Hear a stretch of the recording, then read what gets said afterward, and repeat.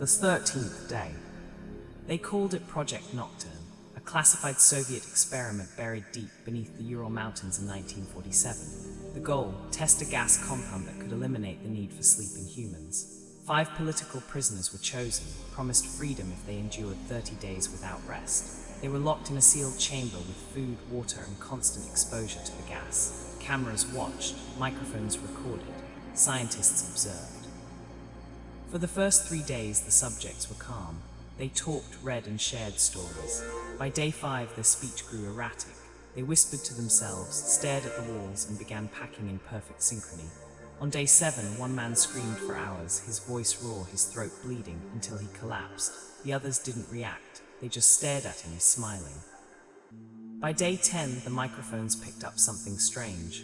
No conversation, no movement, just breathing. Heavy, wet, unnatural breathing.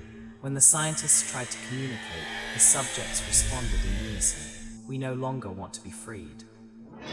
On day 13, the cameras failed. The chamber went dark. When the team entered to investigate, they found a scene of pure horror. One subject was dead, his chest torn open, organs missing. Another sat in the corner, chewing something. It was a piece of his own arm.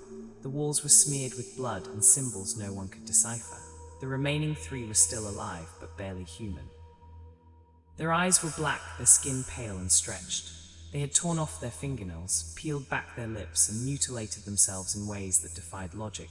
Yet they were awake, alert, smiling.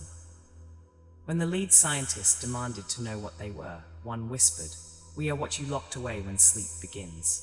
We are the mind, unfiltered." The team tried to sedate them. One subject broke free, killing 2 guards with inhuman strength before collapsing. The last survivor begged to be kept awake, screaming, "Sleep is death, sleep is forgetting, we are the truth." The chamber was sealed, the project erased, but whispers remain of a gas that opens the mind too far, of men who became monsters, and of a voice that still echoes in the dark. We are awake.